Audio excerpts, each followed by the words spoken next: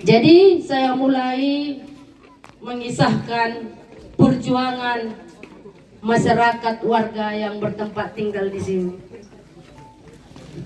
Pada tahun 2004, kami warga Kampung Baru yang tergabung di organisasi Sepasi yang dulunya Putasi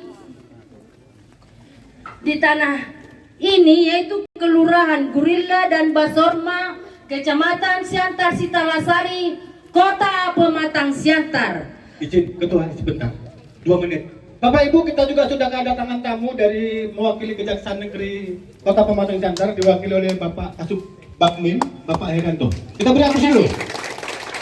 Oke, dilanjut. Kami sebagai warga yang bertempat tinggal di sini, kami sudah mempunyai KTP warga Gurilla dan warga Basorma. Dan sejak tahun 2004 kami juga sudah mendapat bantuan dari Pemko Pematang Siantar, yaitu berupa BPNT, KIS, KIP.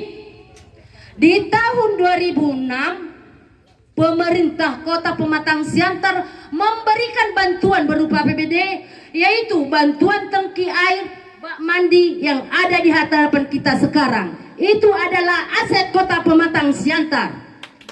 Di tahun 2010, Pemko atau pemerintah Kota Pematang Siantar membangun jalan yang di depan kita ini. Jalan itu APBD Kota Pematang Siantar. Jadi kami sah di sini sebagai warga Gurilla dan Basorma, Kecamatan Siantar Sitalasari, Kota Pematang Siantar. Kami bukan penjahat ataupun bukan orang jahat yang harus digusur dan diusir. Pada kehidupan masyarakat sejak tahun 2004 sampai 2021 aman-aman saja. Aman sebagai warga negara Indonesia. Kami bisa mendirikan di sini TPS. Aman. Tapi dimulai sejak tahun 2022 di bulan Maret, dari pihak PTPN 3 mendirikan pelang kejaksaan dibantu pihak kepolisian. Di sini kawan kami tertangkap 6 orang. Mendirikan pelang HGU nomor 1 Kota Pematang Siantar yang ditandatangani oleh Kepala BPN Simalungun BK Sipayung. Ini aneh. Aneh sekali. Tanah-tanah Kota Siantar sejak tahun 2018 HGU yang dikeluarkan tahun 2006 di daerah ini, di daerah Kota Pematang Siantar, ditandatangani oleh Kepala BPN Simalungun BK Sipayung. Dan pada tahun 2022 juga di bulan Maret, PTPN 3 menawarkan tali asih rumah ke rumah. Rumah ke rumah. Tali asih ini tidak tahu kami berasal dari mana. Nampak ini seperti tertutup-tutupi. Karena ada kawan yang menerima tali asih, tanda terimanya pun tidak ada. Semua terselubung. Dan pihak PTPN juga memberikan surat somasi rumah ke rumah. Rakyat disomasi, ditakut-takuti. Dan di bulan itu juga banyak warga mendapat surat panggilan dari Polres maupun Polda. Termasuk saya sendiri. Saya di Polres mendapat 2 kali panggilan, di Polda juga mendapat 2 kali panggilan dengan pasal yang sama. Diduga melakukan tindak pidana menduduki, mengusaha, mengerjakan lahan PTPN 3 yang HGU-nya katanya HGU nomor 1 Kota Pematang Siantar. Tapi di pemanggilan yang kedua di Polda, saya tidak jadi dilindungi dari Komnas HAM. Ada dibuat surat bahwa itu sudah dikriminalisasi atau pelanggaran HAM. Jadi itulah kisah tentang dari pemanggilan, akibat pemanggilan kepada masyarakat yang begitu banyak. Masyarakat banyak ketakutan, akhirnya meminta tali asih. Karena masyarakat petani awam kepada hukum, murah ditakuti, rentan ditakuti. Dari rumah ke rumah oleh pihak Ramses Pandiangan menakut-nakuti masyarakat, menawarkan taliasi. Apabila kalian tidak terima, kalian akan tidak mendapat apa-apa nanti. Jadi masyarakat takut daripada jong, katanya mereka menerima. Itulah kisah di sini. Dulu ada 300 kakak rumah, yang sekarang tinggal 100. Itu pengusiran atau penggusurannya yang kami bilang itu adalah sebab tali asi. Karena kami yang tidak meminta tali asi, tidak berani mereka merobohkan rumah saya. Jadi, dan hebatnya lagi, penawaran tali asi rumah ke rumah itu dibantu oleh Lurah Gurilla dan Lurah Basorma.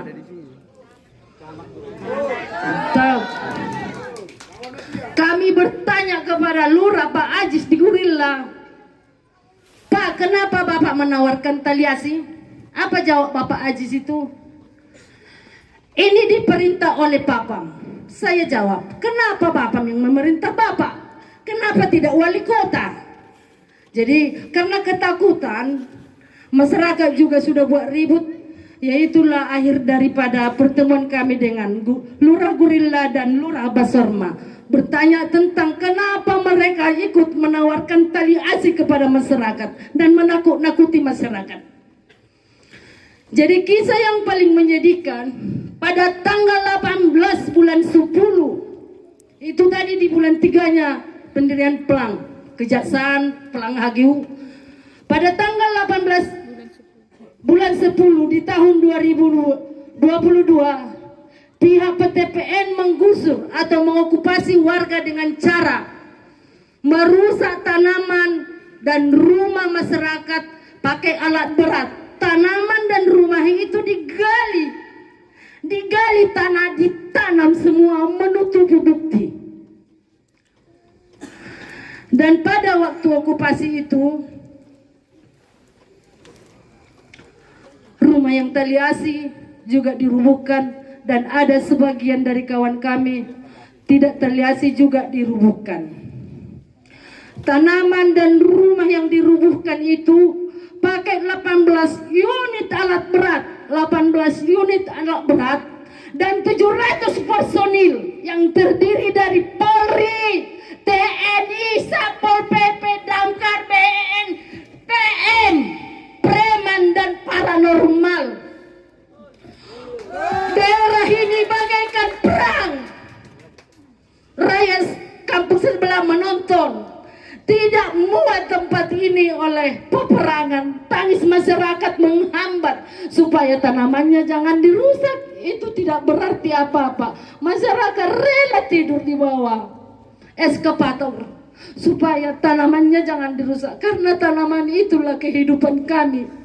Kehidupan untuk mensekolahkan anak kami. Tapi tidak berarti apa-apa bagi PTPN 3. Pada saat itu di hari kedua, saya meminta pada saat itu kepada, kalau tidak salah pada Pak Banwara, menurut memohon, tolonglah Pak Polisi, hentikanlah ini.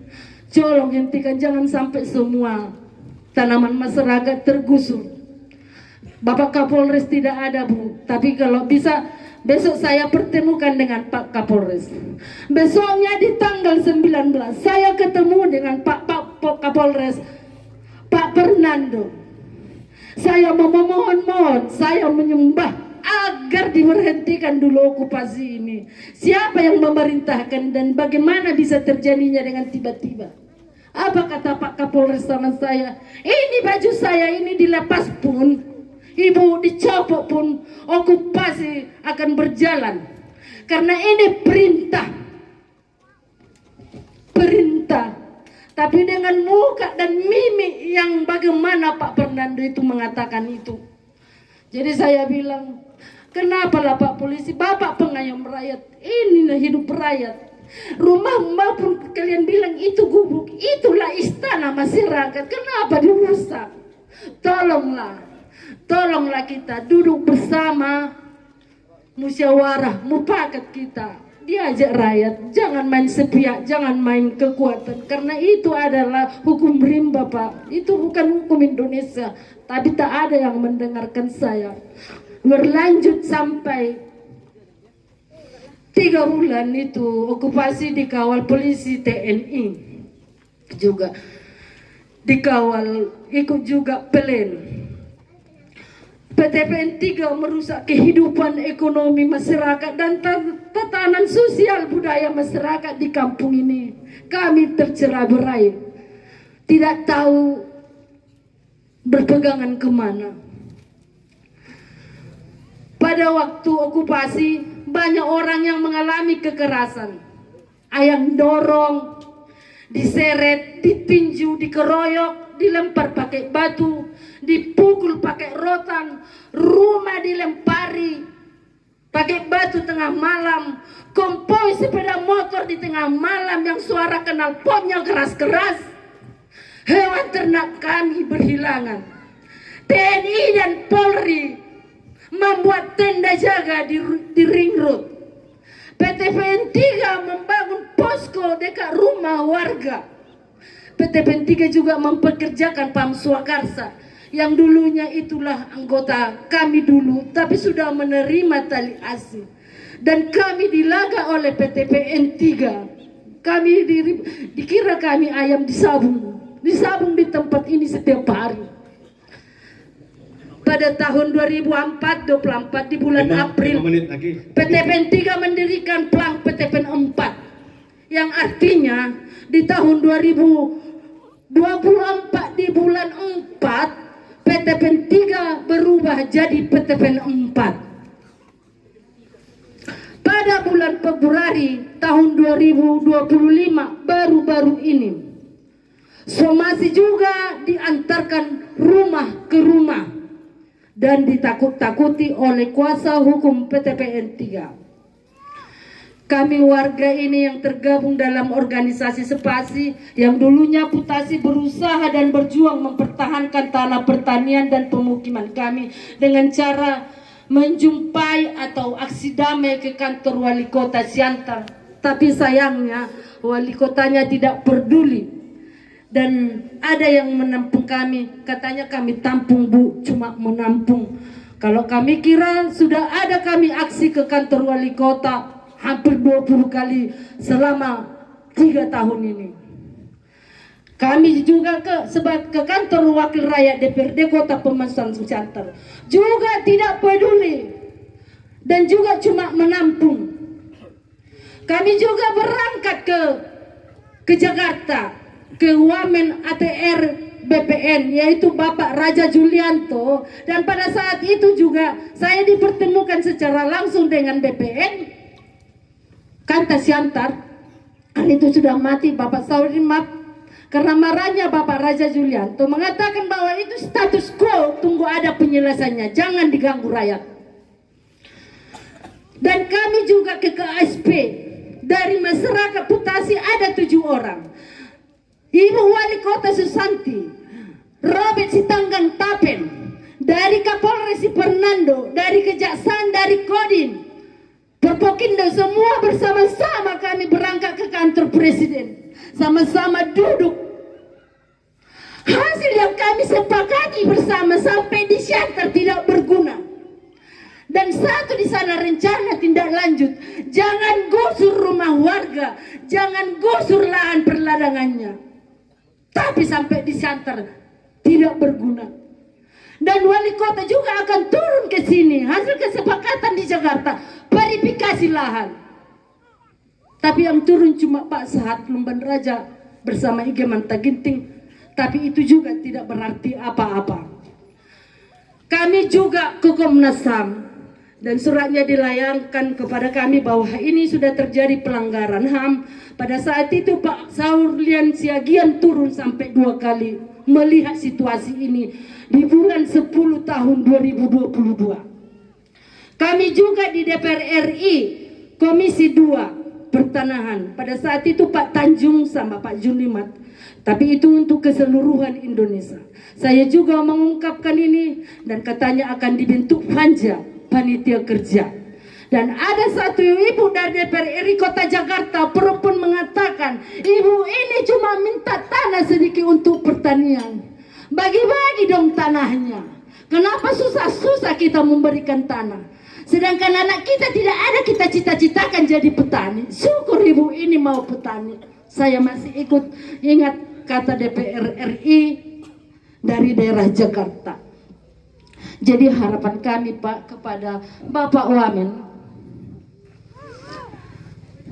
serasa kehidupan kami ini juga kan bagaikan dalam peperangan. Kami ingin hidup aman seperti masyarakat yang lain. Kami tidak ingin hidup tertindas lagi. Tidak mau kami melihat Pam Swakarsa yang setiap hari mencabuti atau mengganggu tanaman kami ini. Dan kami bisa bercocok tanam untuk melanjutkan kehidupan kami. Coba kalian lihat masyarakat di sini kehidupannya sudah morat-marit. Karena dulunya dari hasil pertanian, sekarang kerja apa pun yang bisa dikerjakan untuk melanjutkan hidup. Dan kepada Bapak Wamen, karena kami sering menyurati wali kota maupun DPRD untuk duduk bersama menyelesaikan masalah ini, tapi sampai sejauh ini sudah 3 tahun tidak ada tanggapan. Tapi kalau melalui Bapak Wamen nanti, biarlah pemerintah Kota Pematang Siantar bisa duduk bersama masyarakat di Sepasi ini, Kampung Baru ini, untuk menyelesaikan persoalan tanah ini. Karena perlu saya katakan, Peraturan Menteri ATR BPN nomor 4 tahun 2024 mengenai RDTR Kota Pematang Siantar, rencana detail Kota Pematang Siantar, tidak ada peruntukannya untuk perkebunan. Di daerah kami ini peruntukannya untuk pelebaran kota, pertanian, hortikultura, dan fasilitas umum. Baca nanti Permen nomor 4 tahun 2024, bisa bebas dibaca. Jadi itu yang kami inginkan kepada Ibu Wakil Wali Kota. Karena Bapak Wali Kota beserta Ibu mungkin belum tahu permasalahannya dan masih baru menjabat. Dan itulah kisah kami. Kami terus menyurati Wali Kota baik DPRD untuk menyelesaikan masalah ini, duduk bersama, musyawarah, mufakat menuju keadilan sosial. Seperti di Pancasila, keadilan sosial bagi seluruh rakyat Indonesia. Kami bukan penjahat, kami bukan korupsi, kami petani yang butuh tanah. Kami petani yang butuh tanah. Petani butuh tanah karena di tanah inilah petani menanam jagung, ubi. Itulah yang bisa saya ungkapkan dari warga Sepasi. Terima kasih. Baik, itu keluhan Ibu Kiomerli Siti. Jadi Ibu ini juga salah satu korban